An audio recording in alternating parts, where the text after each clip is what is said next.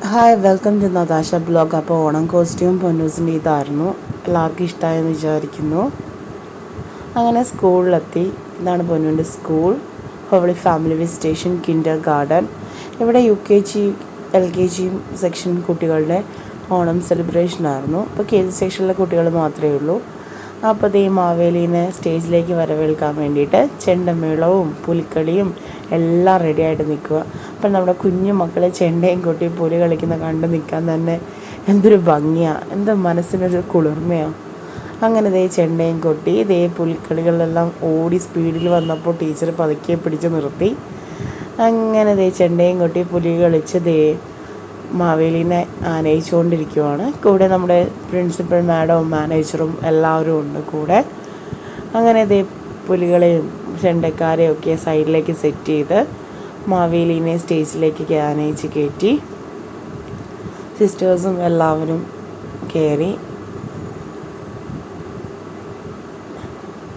പിന്നെ അവരുടെ കുറേ സ്പീച്ച് പ്രോഗ്രാംസൊക്കെ ഉണ്ടായിരുന്നു. അതൊന്നും എനിക്ക് കവർ ചെയ്യാൻ പറ്റിയില്ലായിരുന്നു. അത്യാവശ്യം 2 പ്രോഗ്രാംസ് മാത്രമേ ഞാൻ കവർ ചെയ്തുള്ളായിരുന്നു.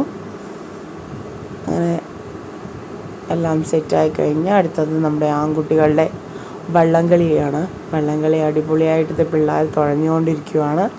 ആ എനർജിയൊക്കെ പറയേണ്ടതായിരുന്നു. നല്ല രസമായിരുന്നു കേട്ടോ. അങ്ങനെ തുഴഞ്ഞ് കുട്ടികളെല്ലാം ഭയങ്കര ആക്റ്റീവായിരുന്നു. തുഴഞ്ഞ് അവസാനം പിള്ളേർ സക്സസ് ആയിട്ട് ജയിച്ച്